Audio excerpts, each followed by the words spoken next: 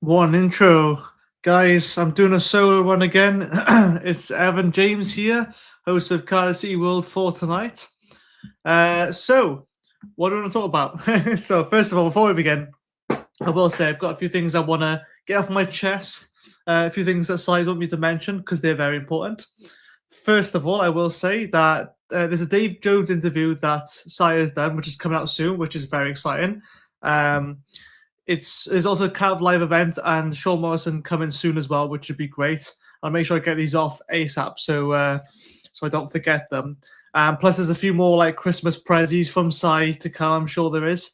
And also, I was watching Sai's video yesterday on Dylan Lawlor about potential big move for Dylan Lawlor in the coming months, seasons. Who knows when he will go or if he'll stay forever as a Cardiff legend. I mean, he already is a club legend, if we're being honest. So yeah, he posted that yesterday. I highly recommend you go and watch it. Go and share with your friends as well because we want to get the word of this channel out as much as possible. Yes, it is just me tonight, guys, and it'll probably be a bit shorter one, I will say as well. But a few more things I want to say as well is that we're looking for suggestions for members-only content shows. So, like the member shows that we got, they're great. You know, like it's nice to have sort of like an open Q&A, but we want to have some more structure, I guess, or different ideas to go for it, just to spice things up, just to keep it interesting and everything. And also the Dave Jones vlog that Si's recorded. It drops tomorrow for members, so another incentive to become a member, right? If you're not already, go and become a member. It's practically free as the price of a cup of coffee, if that really. And nowadays, with how inflation's going, it's well cheaper than a cup of coffee. Depends if you get a Starbucks or Costa. Both are expensive. But yeah, so I finally got this off my chest and made sure, because if I didn't tell you straight away, then I wouldn't remember later on. But yeah, very exciting. Dave Jones' interview coming out soon. I'll probably end up watching on Patreon because I'm already a member. Of course I am. I'm part owner as well. But yeah, I'm not sure what is quite the secret prezzies that Sai said he'd be giving us. I'm not sure what he means by that. So I'm just as in the dark as you guys, but hopefully it's exciting stuff. And yeah, look, honestly, just with the channel as well, we really appreciate all the engagement you give us. We appreciate every like, every share, subscribe, follow, whatever. It goes such a long way because we post content literally every single day. And if it wasn't for Sai's content machine, then, we wouldn't be able to sustain this. So we really appreciate everyone who does become a member. It shows how loyal you are to the fan base as well of Cardiff City World. But not just that as well. We're all Cardiff City fans at the end of the day, which is an amazing thing.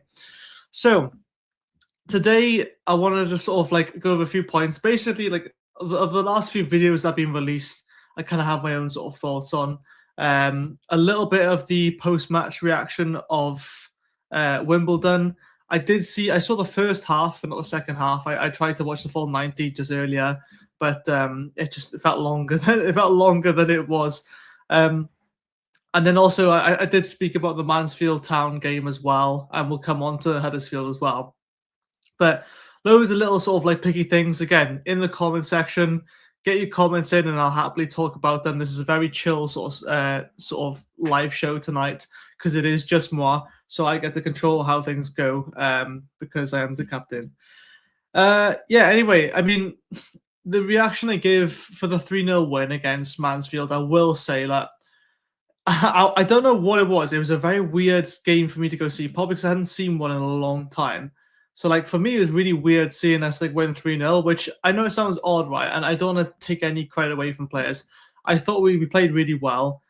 There was moments in the first half which did make me worried. I will say that. But on the whole, people who got goals deserved them. So, Fish, Salek, and Ashford. I'm really happy that that Ashford's got a goal because I think he's had a bit of a rough patch lately and he's recently gained back his form.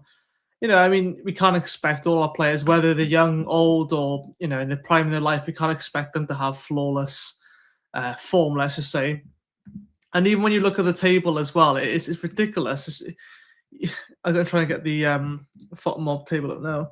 But we're top of the league, but yet in our last 5 games, we've won 3 and lost 2, which is, it goes to show, and we have like 2 games in hand, which is insane. And it goes to show how bonkers this league really is. Like it literally is. Like from well, what do we know? 32 points, right?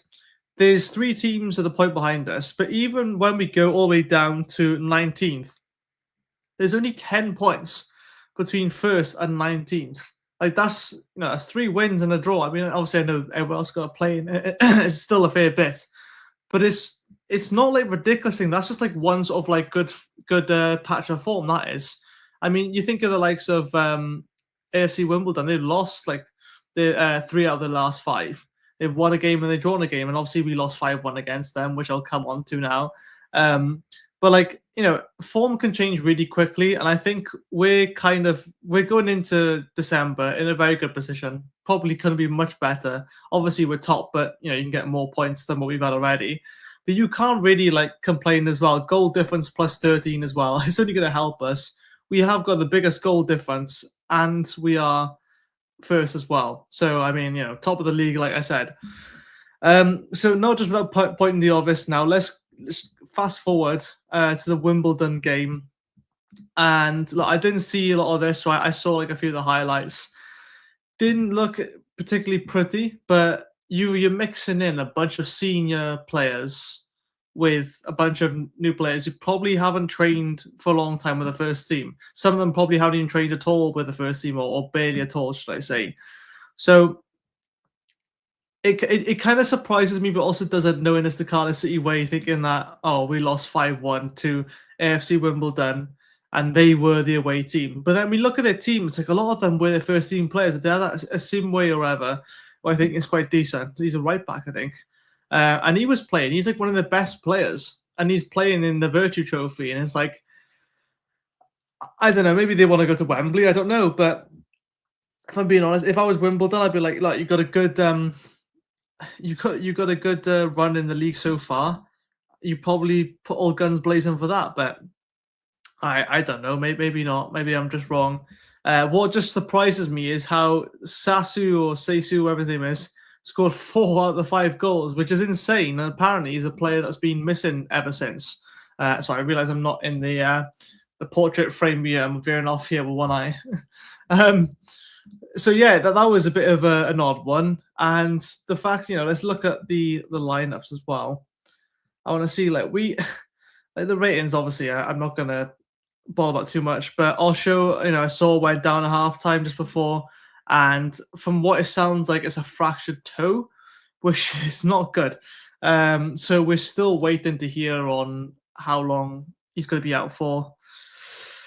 I mean, look, like I saw some people on social media, and I think it's disgusting. I don't agree with this at all, that they were almost celebrating the fact that Osho had got injured. And I don't understand why you'd ever, like your own fans, right, celebrating when a player goes down injured and realize they're going to be out for a bit, right? Like, I understand that he hasn't had the best start to his campaign at Cardiff, but he's literally just got here. Like, he's on a 4-year deal, and people saying like, "Oh, I can't believe we signed him on a 4-year deal." It's like, relax. It's like, he will come good. I'm sure he will come good. I mean, guys, I had the least confidence in Callum Chambers for so long, and even recently now he's sort of come along, albeit in League One. But like, it took a bit of time for Willock. It took him just over a season to click into gear. And now look at him go. He's more or less flying, apart from when he's injured, I suppose. But like, and again, I go on FootMob a lot, and I see the ratings, and I have to take them with a pinch of salt. Like the ratings for some of them, like let's have a look. Turner gets like a 4.0 rating. I don't think there's a lot he could have done for many of the goals. Lawlor getting a 4.9 rating, Mafiko 4.7. It's like, half of these are like under 21s, and we're playing against a lot of their first teams. Like, I know Seddon, Bauer, Johnson. Okay, so the only younger players I think that they got on Wimbledon's side. Actually, I don't think they had any. They basically went full first team, which is interesting. So what can you expect? And when you mix and match, like I'm sure if you played with 5-a-side with your mates or some other sport, and then all of a sudden you get some new players that join, or you haven't got your friends that you're usually with, and it becomes frustrating then because they don't play in the same wavelength that you used to, and that's like it is going to be frustrating, and it's going to make players a bit fed up or like a bit impatient, let's say. And look, we played with essentially no striker either. I mean, it says that Nyakua was playing up front, but it was more of like Kellyman playing as like a half winger, false nine. I don't even know. So it's like it wasn't really a squad with a striker, let's say. But yeah, so I look at the other players. Then it's like all of these are really, really young. I like the look of Trey George and Axel Donchev. I think them two are going to be like some great future prospects. Well, the future prospects now, but I don't know. I keep going about Donchev. I just think he's going to be a massive player. I think we all know Dylan Lawlor, and I'll say as well that I didn't realize until I watched Sai's video yesterday, which definitely go and watch, that he's actually been targeted by big clubs. I believe I can say it now because Sai's already said it, but the likes of Bayern Munich. Like, I did not think we were talking that big. I thought we were talking like, I don't know, mid-table Premier League clubs. I didn't think, well, I was thinking Liverpool or Chelsea. I wasn't thinking the likes of Bayern Munich, potentially even like Man City, Man United, maybe Tottenham. Tottenham are known for getting Welsh centre-backs or Welsh defenders. So, I would love to think that we can keep on to Dylan Lawlor for forever. But at the same time, part of me is thinking like there's going to be a right time when to sell him.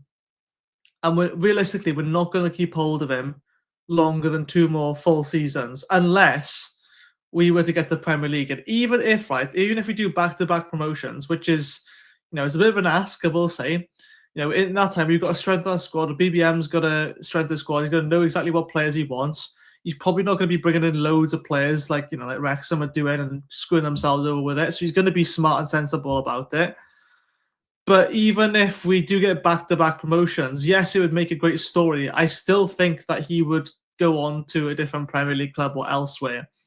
I reckon he probably goes to the likes of Liverpool. I mean, like Sai mentioned in his video that Liverpool have got aging centre-backs, whether he means Van Dijk or Konate. Probably both of them, really, but I think more Van Dijk. I think he's in his almost mid-30s now. Christ alive. But, the likes of Dylan Lawlor, we just got to enjoy him while we have him. And I remember, we were saying the same about Alex Robertson.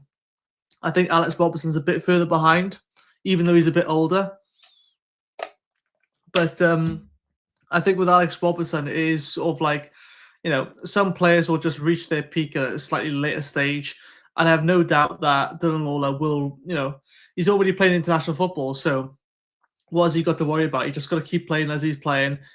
But Premier League teams are screaming out for very, very composed ball-playing defenders. Every centre-back is a ball-playing defender today.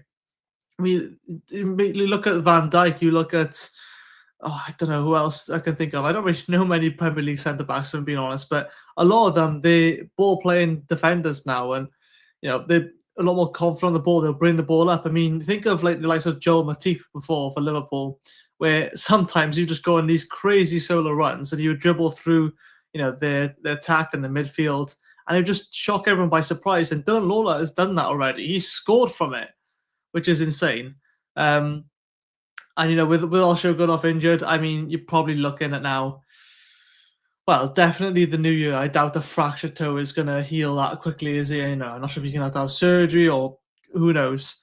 Mafiko as well. I think with him, he probably benefit from a loan to either League Two. Yeah, to be fair, I think he's too good for National League. I think it'll do him a bunch of good confidence. But if you think of it now, right, if our aim is promotion, so next season, let's say if Mafiko goes on loan, a short-term loan in January, and he comes back then after going to a National League club, he's then gone from a National League club to 3 divisions higher to Championship level then. So he's gone up for League, so it's National League, League 2, League 1, Championship. That's 3 divisions higher. So I think for him, if you put him on loan, you put him on a loan to a League 2 club or possibly even a League 1 club that has, that would use him more as a rotation player. I think the one thing with him is that he's a thing like a Naby Keita from Liverpool, all Liverpool players today. But with Naby Keita, when he came to Liverpool, because my dad's a big fan of Liverpool, and I was, to be fair, his passing would be so fast paced, he'd be so powerful that like people would struggle to like keep up to him and get good ball control from it. And I think Aaron Ramsey did the same thing as well. He expects people to be able to receive stronger passes, and Mafiko is one of those players that likes to play at a faster tempo than everyone else. And I think that's why he's being used more as a left back than defensive midfielder at the moment, because BBM wants his more patient and slower build up, which is frustrating at times. Look, I know we're top of the league, right? I can't complain too much with top of the league, but it is a bit paint drying at the best of times, as much as it does work when it's done right, obviously.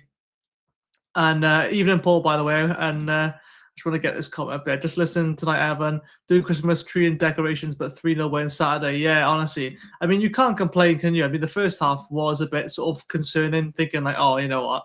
Yes, we are 1-0 up. But like in my head, I'm thinking it's going to be 1-1 because I predicted a 1-1 draw. And historically, or the last few seasons, Cardiff City have never been able to hold on to a 1-0 lead. And that's why we won 3-0, because we just opened the floodgates, and that was kind of helpful, let's just say. But to be fair to the away fans and Mansfield fans, they didn't really stop all match. They were chanting everything. They had their own drums and everything. So fair play. They had a decent crowd there as well. I don't think it was sold out, but there's quite a fair bit of them there. Omari Kellerman as well recently. I feel like he has one good game and then one quiet game. Not saying that the quiet game is really bad, but he has moments where he shows what he can do. A bit like Callum Robinson, I think. I think he falls in the same bracket in terms of. I think obviously Kellerman and Robinson are on different ends of the career, but I think Robinson can teach a lot to Kellerman, and I feel like we'll probably see more of Kellerman in a false nine role going forward, depending on how long Colwell's going to be out for, but definitely more central, I think. But I think BBM still sees Kellyman as a winger or doing the job best for there. But then you think, like, you got the likes of the other day against Mansfield. We started with Callum Robinson, Yusuf Salek, Isaac Davis. It's like those are our three like strikers all on at the same time and all playing in different positions. Only Salek playing in his primary position. You make the argument, say, well, Callum Robinson's more of a false nine anyway. You could say Isaac Davis is more of a winger. Evening, Simon, by the way. Nice to see you, mate. But you could say like all that. But at the end of the day, the primary position striker. So you think, are we going to dip into the loan market come January for a striker on loan? And I don't know. If you were to get a backup striker, would you pay a bit of money for that, or you rely on loans? Because I don't think we've got a lot of like if we go into January and we're first, we're top of the table, for sure, BBM is going to be back. There's no doubt about that. He'll get a bit extra money to spend. Oh god. Sorry, I was working from 6 a.m. This morning. It's going to be a shorter one as well. I don't want to just keep yawning the whole show. It's not boring, I promise. And I just what was going on about? I was talking about Salek. It's completely gone now. But yeah, I think with the Mansfield game, it was nice to see us win 3-0 and more importantly, just keep a clean sheet. If I'm going to be honest, because that was the main thing for me. Obviously, I touched on the AFC Wimbledon game. The scoreline, yes, it probably flattered them. I don't know where that Sasu came from, but apparently from what I heard of, he'd been missing for the last God knows how many appearances for Wimbledon. I mean, he's got a 9.9 rating. What else can you say? But again, you're playing against under-21s, and that's their first team, so you can't be too disappointed. And then we come up to this game now. What we got? We got Huddersfield next. Let's see. I need to have a look at this squad because I don't know who they're still hanging on to. I might be able to share my screen as well. I don't want to mess this up. Okay, I'm gonna test this. A live test. I know it's dangerous, but why not? Share screen. Gotta come around here somewhere. Let's have a look. Entire screen. This one. Let's see if I can do this. If it lags too much, there we go. Excuse the ads. I could probably zoom in a bit here. There we go. All right. So, that's much better. Now I don't have to have the ads now. Yeah, so we're just looking at the last starting 11, and they got Wiles, I recognise him. Kasumu, who originally was a defensive midfielder, now looks like he's playing up front. Can't say they get the formations exact though. Nichols I recognise, Sorensen I recognise, but not many. Like a lot of them are Hardens they got from Ipswich. But like I look at their bench as well, and it's like there's no one that screams danger man to me. Probably Kasumu because I think he's got quite a bit of pace. I've heard. I mean, yeah, look at all this now. Jack Kingdon is someone I'm really excited to see more of. I get a feeling that he's going to be used as like a I don't want to say backup to Joel Bagan because he's a right back. Well, he's Kingdon is a centre back primarily, but he's played all across the back line. So I wouldn't be surprised if he's like a first choice reserve for Bagan. But then again, you've also got the likes of Louis Giles now, who we haven't seen barely up until this point. So does he get a second pick after Joel Bagan? I don't know. We can actually look at market value. That's interesting. So see, this is where I have a problem because that's just not up to date, is it? Like Dylan Lawlor is not worth 490,000 when Keane Ashford's worth 1.4 mil. Like that does not make any sense. But it is what it is, isn't it? I mean, look at this. Look at I want to go back to the table. I just sorry, I just have to get this back up again. It looks too nice not to have on there. I just realized on the portrait view it doesn't look amazing. Apologies. Let's have a look at the last 5 matches. This is the form based on the last 5 matches. We're only 5th. So is it? Well, no, actually, no. We're not only 5th. We are 5th, thinking that like there's only been 4 teams that have been in better form than us, and they've all drawn at least 2 of their games, which is interesting, or like drawn and lost. And if I look at the only real threat in this table right now is probably Bolton. And as long as we beat Stevenage, I feel like their form will change as well because they've been kind of stale for a while, haven't they? Albeit they've got 2 games in hand as well. But with Stevenage, I don't think they will keep it up for the entire season. I think you look like oh god, I've pressed them wrong there. You got the likes of Bradford, who probably end up in the playoff spots, but Lincoln as well, I think, are a dark horse. I think they sort of like a wild card. They go and notice a bit. I reckon Lincoln will make the playoffs. So if I was to predict like the top 6 come end of season, I would say Cardiff, automatic, Bolton, automatic, and I've got some, I'm not sure what's happening. Yeah, go away. So Cardiff and Bolton as automatics. You've got, I'd say Lincoln. What do I... Stockport, Barnsley,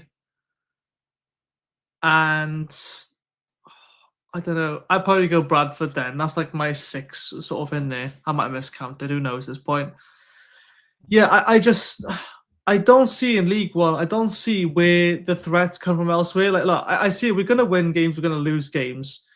It's just the nature of League One and any English division. But like I look down, like even Luton now, I don't see them as any threats. Like Luton are going back up. That's pretty much fact at this point. Huddersfield, everyone expected them to have an amazing start. They don't. Every season, people predict Barnsley to get promoted, and they don't. So I think they'll get playoffs again and not go up again. It's just the Barnsley way for them. Every season, it's like, oh, this is our year. Hi, Callum Fowler. You're not watching this, but no, I like your videos anyway.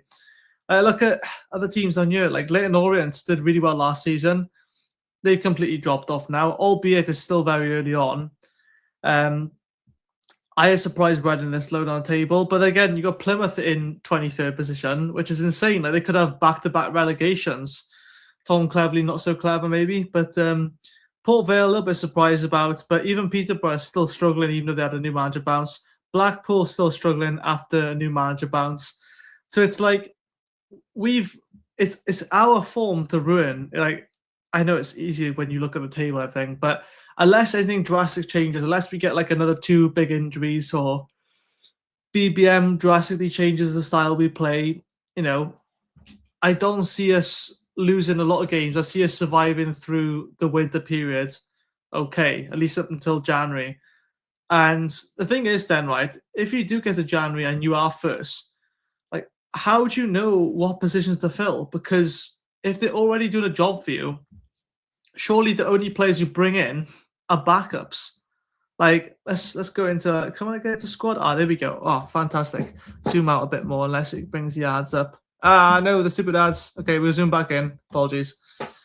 I look at our team now. I'm thinking like, okay, well, we've got tons of goalkeepers. First of all, we've got more than this, but Jack Annex, obviously not in the picture, is he? So Nathan Trott is your number one. Obviously, you got Matthew Turner, but even sometimes Matthew Turner isn't even on the bench, which is very risky, and I don't like it. I really don't like it when that happens. It is what it is, though. I just think we got Super Perry and you can go in goals, but I'm not banking on it. I'm not betting on him for half a match to be in goals. You got Rona Capaccio, who needs some competition. He's got Perry and G there, okay. But then you look at Joel Bagan. Where's he to? Joel Bagan here. I mean, I would say TJ Parfit deserves number 2. But then you got Louis Giles as well then. But it's like they're 2 young left backs. And you still think that like there's not a safe cover for Joel Bagan, because no one can do Joel Bagan's job right now apart from Joel Bagan. Like, he's Mr. Consistent all the time. I don't know. Would you fit a square peg in round hole to replace Joel Bagan, or would you go with the youngster? Because it's a big ass playing left back if he was to pick up a knock. Ryan Wintle, David Turnbull. I said before that they didn't work as a 2, but hey, they proved me wrong against Mansfield. I still think it's very defensive, and like if it works, it works. Joel Colwell played the other day against Wimbledon. I think he was captain as well, and he's got bags of energy, but I got a feeling he wasn't really at his best, and he's probably saved himself a bit as well, if I'm being honest. He's not going to go all out for Wimbledon and the Virtue Trophy. As much as he still would try his best, he's not going to go all out. Alex Robertson being quietly confident about. I think he's come back and he's not doing anything like really fancy or out of the world that's going to risk his reputation, let's say. I just hope he gets a bit more game time now. But then again, it's like, who do you drop? So no matter who you bring in now, even though our squad is still quite bare, it's like you've got all of these other youngsters coming up. Why have I got loads of pop-ups? I'm going to close this in a second anyway. Stop sharing screen. Don't end the stream. Thank God for that. So even though we're looking quite bare, it's like, who would you really drop? It's really difficult. So that brings me on to Huddersfield then, who are, let's have a look at the table. They're currently 8th in the table, plus 3 goals for difference. They've played one more goal. They played one more game than us. Their last game, let's have a look at their recent games, actually. So they beat Lincoln 2-0 away, drawn to Wimbledon, lost to Luton, won against Plymouth and Mansfield. So they haven't really have, like, apart from maybe Lincoln and Luton, they've had two decent teams they faced, and they've won and lost with that. I don't know what happened with the Wimbledon game. They must have been 3-0 down and come back to 3. I think it was that. If I'm being honest, if we can beat Huddersfield now, we've basically proven to ourselves, to everyone, that we can say breeze this league. But there's not going to be many other teams to worry about as long as we focus on winning our games, win our home games. Don't lose our away games, basically. And that's crazy enough said, but it's crazy to think that if you just win your home games and don't lose your away games, you can get promotion. Whereas in the Championship, you kind of have to win majority of your games to go up. It's odd how even though it's the same amount of teams in both leagues, it's a complete different sort of philosophy behind how to get promoted. Let's have a look. Season starts. Huddersfield. Go on to the last. Who's this Taylor geezer? Joe Taylor. I haven't heard of him. 23 years old. Oh, he's Welsh. I didn't know that. Okay, so they got some Welsh players in this squad as well. I'm glad that Rudoni or ever went to Coventry because he was too good for Huddersfield in League One, if I'm being honest. Someone who I would give some time to is probably Troy Parrott. Maybe slap him on the bench or something. But I think, where did I see it or hear about it? I think it was on Instagram. There was a quote put on there by BBM saying that Donchev might be available to be on the bench for certain games. Obviously, he's 15 years old, but my God, it'd be one of the youngest players to make their league debut. Let's say, I think because obviously they were introducing the cup against Newport. I just hope sometime soon before January that Donchev gets some gets some time. He's not going to go on loan anywhere. I highly doubt it. If anywhere, it's going to be in the Welsh league. And like he's still, I mean, the guy's still probably in school. So mad to think that some people makes me feel older now. I was 23 years old. Mad to think that some people are playing first team football and still can't even purchase alcohol legally. But it just makes me feel a little bit older, and I can't really complain because I'm not as old as some people as would make the joke. But yeah, look at Huddersfield. I'm thinking like, I say all this now. They're probably going to beat us then, but like, they haven't really set the world alight, have they? I look at their fixtures. I'm looking back and forth. Go back one. They've lost a lot of games. They'll have a period where they'll lose 5 games on the trot, and then they'll go like on a winning streak of 4 games. It's not like it's back and forth, like where they're winning the game and they're losing the game. They're really sort of poor form for a long time and then turn it around, and it's kind of like back and forth in that way.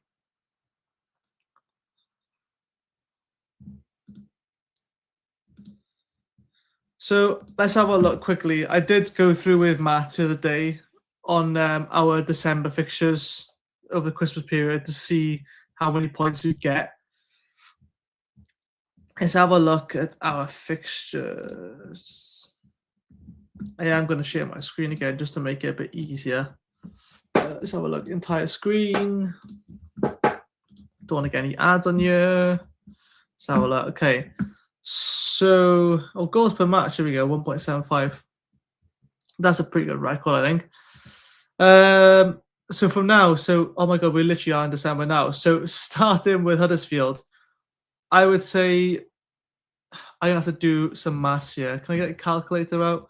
I can't use my phone because that's thing. Let me get my iPad and just calculate how many points I think we would get. Calculator.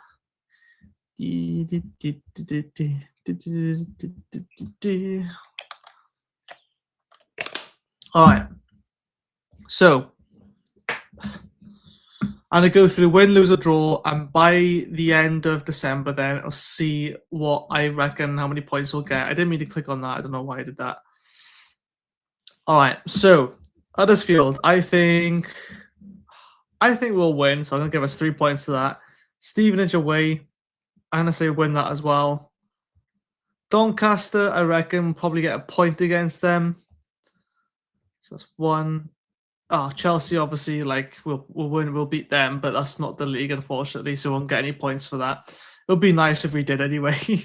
Lincoln, I reckon, will be another tough team. I think we'll lose against them, so I'm going to say 0 points to that one because it'd be a loss. I don't know. I think Lincoln is such an underrated team. I'm playing them at home as well. It's not going to be easy, is it? And like I say, like I wish I could say, oh yeah, win all of them, and there's a possibility we can. And I think we're trying to be a bit more on the side of realism. But Graham says win our next 2 will be massive. It will, mate. Honestly, like it could be the difference because teams will start panicking a bit then around us. They realize, okay, well that's one promotion spot gone if we're just winning all our games. Puts more pressure on them, makes them slip up more often. Who knows?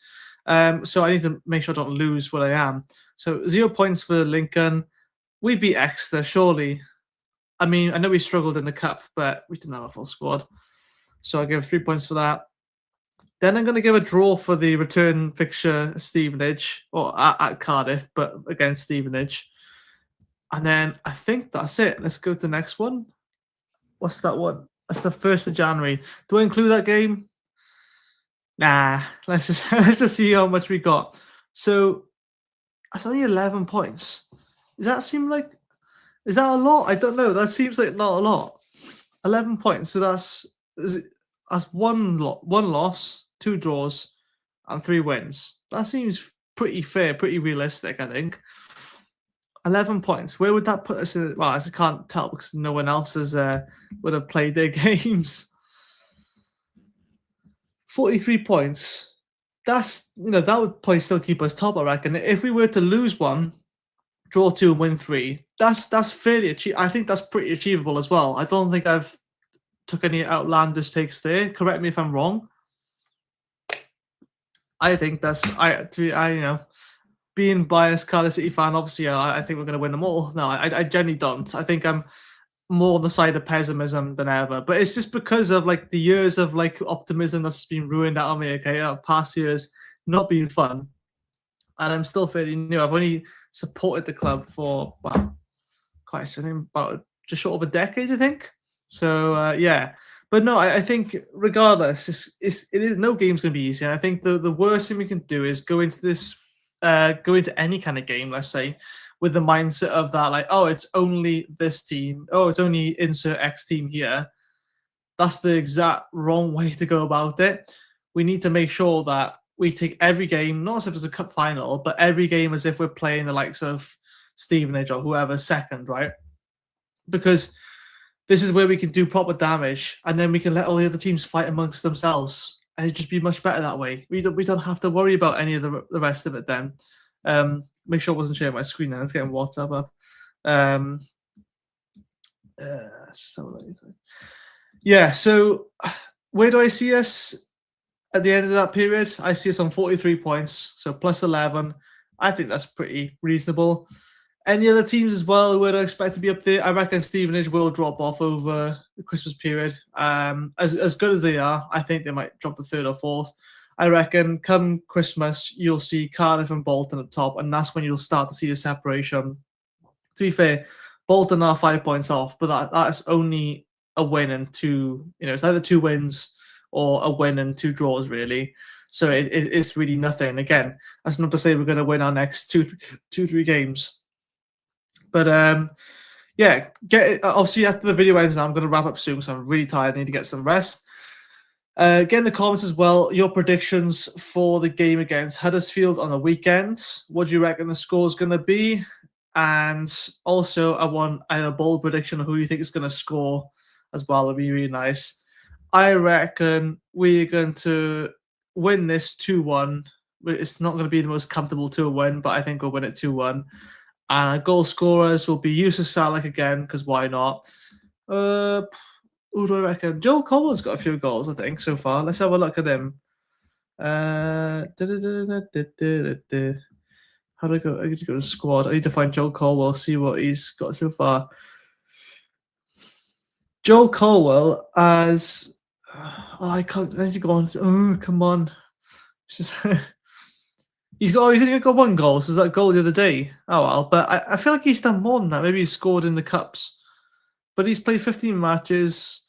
He hasn't got any assists. Like I feel like he's been done dirty a bit there. I feel like he's done really well. So I reckon Yusuf Salak and Joel Colwell are going to be the goal scorers for the Huddersfield game, and then I reckon that young Welshman, the 23-year-old Taylor, I think his name is, he probably score for them when he's just a Welsh lad. It's the Kiefer Moore effect, isn't it? Of like Kiefer Moore will always score against us when we play whoever he's playing for. It's just always happens, honestly. Anyways, guys, I'm going to leave it there because I'm really, really tired and I wanted to sort of like try and get us as long as possible. Yeah, again, get your comments in after the live as well, because otherwise this live chat will disappear afterwards. So yeah, I am praying and I'm confident that we'll win 2-1 on the weekend. Unfortunately, it's another game that we won't be able to see.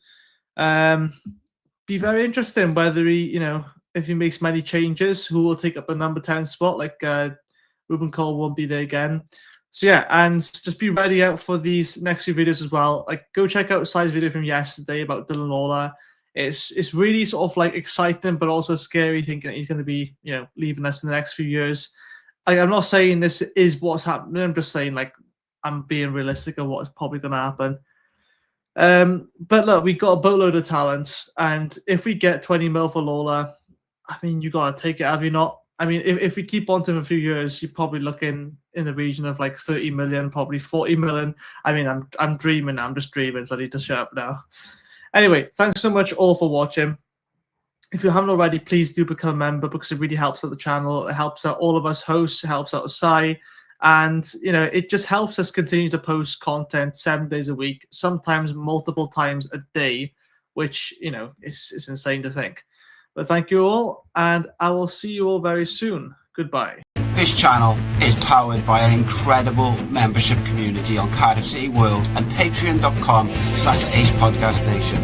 Becoming a member unlocks exclusive rewards from early access to live event tickets, bonus content, and even the occasional inside transfer scoop when we get it. But more importantly, it allows us to bring you top quality Cardiff City content 7 days a week. Across those 7 days, we're talking match previews, exclusive interviews, instant match reactions, the breakdown podcast, tactical deep dives, the spotlight series, Bluebirds Rewind, Academy Focus, and just so much more. Led by myself, backed by an army of passionate Cardiff City fans, this is content created by fans for fans. Balanced, professional, and 100% all about the club we all love. If you enjoy what we do, then join the community today and support what we are doing as we help to keep Cardiff City World flying high.